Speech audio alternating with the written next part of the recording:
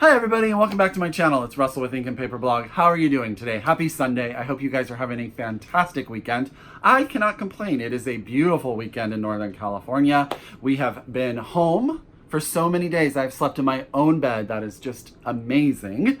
And I didn't work this weekend, so I've had a lot of family time and friend time, so it has been fantastic. And I started a new book, and it is great, and I cannot wait to tell you guys about it. Today's video is Read and Reviewed number 19. I have 3 novels and a graphic novel to tell you guys about. As always, I say get out your pen, get out your paper, get out your Goodreads. If you are so able to order these books from your local independent bookstore, I ask that you do so, and or have your library order them for you so you can get your hands on them, because you know I want to talk about these books with you guys. So let's get started.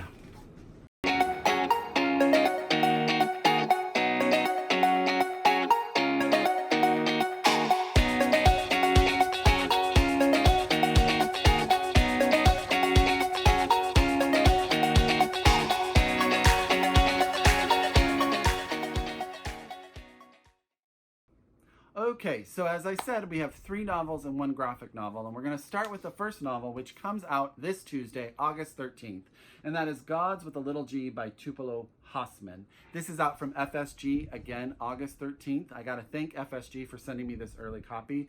So excited that they did. Now, I have been a fan of Tupelo Hassman since her debut novel, Girl Child, which came out about 6 years ago, I think, and if you haven't read that one, highly, highly recommend it. And this is her follow-up, which I have been waiting for with bated breath. This is the story of Helen. Helen is a young girl growing up in a small town that has sort of sequestered themselves off because they are run from sort of a conservative, religious perspective, and they've sort of blocked themselves off from the big city that's right outside. And what that has done is they sort of taken away the technology, they monitor the internet, and the kids, the teens, have had to find different ways to entertain themselves. Helen has a group of friends that she is involved in. They are integral to sort of her development of who she is as a person, but also there's her father, who she lives with, and her mother, who has passed away. And the loss of her mother is really a defining moment, not only in her life, but also in the life of her father, and the depression that he deals with after his wife has passed away. The main sort of female influence in her life is her aunt, who has come to town and runs the local psychic shop, and also how she deals with the community, because as you can imagine, in a community that is being ran from a conservative religious angle, the psychic shop is not something that they actually want around, and she deals with a lot of sort of bullying from the community. Helen is her own sort of entity and trying to figure out who she wants to be. But what's really cool in this book is that Tupelo Hassman deals with a lot of different topics. She deals with teenage angst. She deals with developing and complicated teenage relationships. She deals with sexuality. There is a character in here that's dealing with gender. Really interesting, different take on the acceptance of that character and how that influences different people. What I really loved about this coming of age novel is it really focuses on how kids and teens deal with different things, and sometimes they can go with the flow and the world just makes sense to them, and sometimes they have to stop and stumble and learn. Helen is in no way perfect. She makes some very interesting and different choices, but she's relatable and really lovable. And what I did at the end of this book, I just felt like I was on her side and I knew who she was and I wanted to know where she was going to go.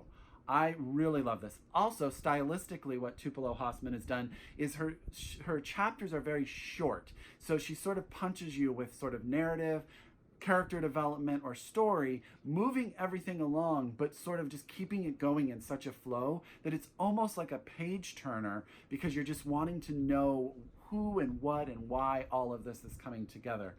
I absolutely loved it. I think it is a great sophomore novel. So again, that's Gods with a Little G by Tupelo Hassman. This is out from FSG on Tuesday, August 13th. Please get your hands on it. Really support her. I think she is a voice of the future. The next book I'm going to tell you about actually came out in May from Harper here in the US. And I know it's everywhere right now in the UK. I've seen so much on Sarah Collins's Instagram and Twitter about it. Congratulations, Sarah. And that's The Confessions of Franny Langdon. And I really want more people to read it because this is a fantastic book. And this is actually a fantastic audiobook as well. Thank you to Jacqueline over at 6 Minutes to Me for sort of keying me in on the audiobook because it is really, really good. This is the story of Franny Langdon. She is a woman, a black woman in sort of late 1800s London who is on trial for the murder of her employer and his wife.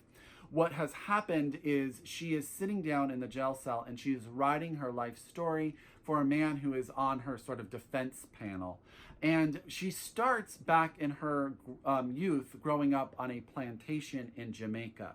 We learn very quickly sort of her upbringing, the world that she comes from. And then on top of that, we sort of learn the difficulties of what her life is going to be. She is taught to read and she becomes sort of the secretary, for lack of a better word, to her owner, who does really awful experiments on different slaves in order to prove a thesis he has.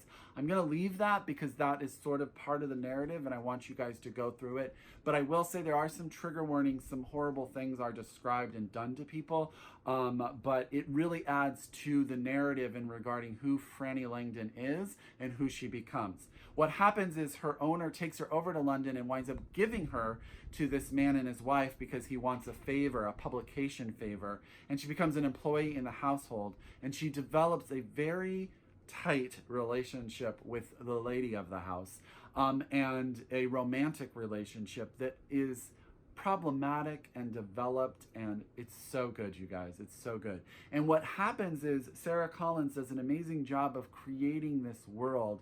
Different things occur, and Franny's position in the household is challenged. At one point, she is actually kicked out of the household. I don't want to say too much more about that, but it is one of those narratives where you're learning about the character who doesn't know what happened on the day of the murders. So you are piecing together the story as she pieces together the story as well. Highly recommend if you're a fan of, say, Alias Grace by Margaret Atwood or Burial Rites by Hannah Kent. I feel like this book would be right up your alley. It is at times just a page-turning, thrilling narrative, but it's also very well written and developed regarding who Franny Langdon is. You will really be conflicted regarding sort of the decisions she makes, and at times you get frustrated with her and you want her to make different decisions, but then sometimes you really sympathize with her and what she is doing. Again, amazing audiobook, amazing book, so good. And that's The Confessions of Franny Langdon by Sarah Collins. And again, this is out right now from Harper. Okay, guys, this is going to be, I'm going to precurse the discussion I have on my next book. I do not very often talk about books that I dislike, and I did not much care for the next book. But it was my book club book. I had to finish it. I have to read it. And I had to read a book I did not care for. So going into that, there's not going to be a lot that I'm going to say positive about this book. And I just want to precurse this because that's not normally where I'm at. But I didn't care for it, but I want to give you guys my opinion of The Farm by Joanne Ramos. And this is out from Random House. So what is the premise of this story? So this is really the story of a, how to put it? So we have a group of women that are being paid by rich people in order to be surrogates so that they can have children. That's the basic premise, okay? Our main character is Jane. She is a young Filipino woman who is here in the United States. She came over, she married a man, she had a baby. That relationship went south, and she winds up in being part of this organization that is basically sort of a resort where they take all of these women who are then artificially inseminated and carry to term babies for these wealthy couples. Now, what we learn about this is there are many different perspectives on this. So we have the perspective of the woman May, or I think that's how you would say her name, May, who is running the facility, and she sort of sees this as always an economic adventure. and it's very contractual to her. Jane, who is trying to sort of provide a better life for her daughter, who she had prior to this, and sort of her decisions. Jane is one of those people that is very meek. She very rarely stands up for herself, and she sort of is always feeling obligated to whoever is sort of in a position of power for her. There are other perspectives from in the book as well. We have Jane's aunt, who has been here from the Philippines much longer. She is a well-known sort of, I'm going to call her a baby whisperer. She comes into households for rich people in New York and sort of raises their children for them after they're born, gets them on a sleep regimen, and sort of does this, and is sort of like a beacon for different women who come over from the Philippines and getting them jobs. We also have Reagan, who is another woman who has decided to become a surrogate. She comes from an affluent white background where she went, I believe she went to Duke University, and she's sort of more sought after as a surrogate because of what she brings socially and economically to the table. My issues with this book are sort of threefold. One, I couldn't figure out what Joanna Ramos wanted to say her perspective was on surrogacy. I personally have had no issue with this idea of people paying women to be surrogates to have babies with them. I think that goes on in this world, and I think it's an amazing gift that some women give to couples who cannot have children on their own, to allow them to have a baby by using their bodies to nurture their children. I think that is an amazing sort of interaction between 2 or 3 people, sometimes, more depending on the dynamics of the relationships. And I couldn't figure out if the author felt like surrogacy was a negative, or if she was sort of worried about the financial sort of contractual aspect of it. And to me, I was like, well, there needs to be a contract, right? Because there's sort of this complication. And what the author doesn't do is she doesn't take a stand on anything in the books.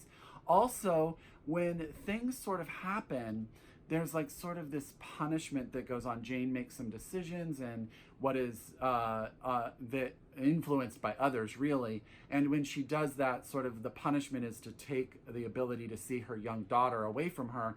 And I couldn't figure out whether we were supposed to be mad at the organization for doing this, for punishing Jane, or were we supposed to understand because Jane technically had violated her contract and she wasn't going to be given sort of a bonus if she was unable to follow the rules. I was so confused regarding what the message was. Here's what it was. I needed this book either to stay super positive about the whole experience and really like, we have allowed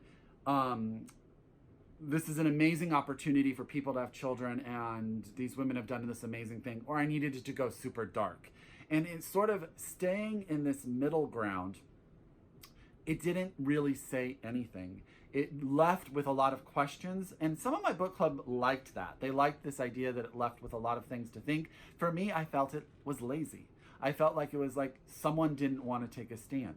The other problem that I had was that we never hear from any of the people that have hired the surrogates, so we don't know the other end. So it's like really hard to sort of have any judgment when you don't know why these women are being employed to have babies for these couples, or single women or single men, because you don't know their perspective. So I mean, a lot of this could be just, people really want to have children. It could be sort of a darker narrative, but because we don't get that other side, you're just sort of left in this void of absolutely nothing.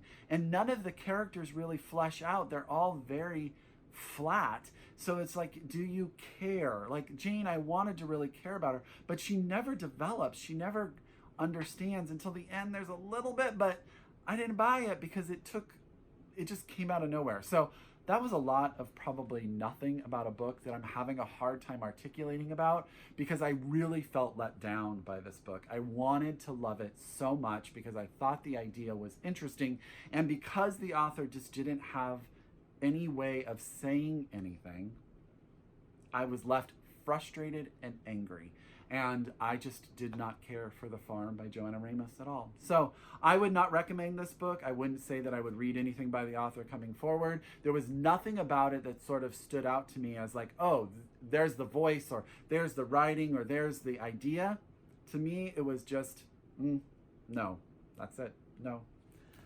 I couldn't finish this video without telling you guys about something just on a negative note. So I was going to tell you about this graphic novel, Victor Lavalle's Destroyer, illustrated by Dietrich Smith and Joanne LaFuente. And this is out from Boom Studios. This is actually a really cool, I'm gonna just show you guys some of the artwork. Let me get you something really cool to show you. This is a good one. There you go. This is a retake on the Frankenstein story. Frankenstein sort of is a being that has been around forever. People have been investigating the science behind it, and as time has gone on, it's gotten more and more technologically advanced. We have a scientist who has lost her son, her young son, to an accident, and does something Frankensteinish with him. Frankenstein himself, the monster, comes back and starts destroying stuff, and it becomes sort of this battle between the new and the old, a mother and her trying to protect her son, and also basically this idea of control over the, I'm going to use monster in quotation marks because I think that there's an interesting idea there about whether or not Frankenstein is actually a monster or not. I loved it. I thought it was really good. I could have used it to be a little bit longer because there were a couple of threads that I was like, I'm not sure I understand what or how we arrived there, but I thought it was really, really interesting. I could totally see this being a really cool TV show, TV show. It needs to be a TV show, not a movie, because there's a lot of angles to develop. I thought the characters were interesting. I thought the art was fantastic, and I'm really on board with it. So this is Victor Lavalle's Destroyer. This is illustrated by Dietrich Smith with Joanne LaFuente, and this is out from Boom Studios. So that is 3 novels and a graphic novel that I read, and I have more to tell you guys because I have been reading up a storm, so I hope you guys are ready for more reviews. As always, if you are new to my channel, thank you for coming by. I hope you stay around. If you are a return subscriber, I could not do this without you, and I'm so happy you returned. So as always, I encourage you to shop locally, read globally, and I will talk to you later. Bye!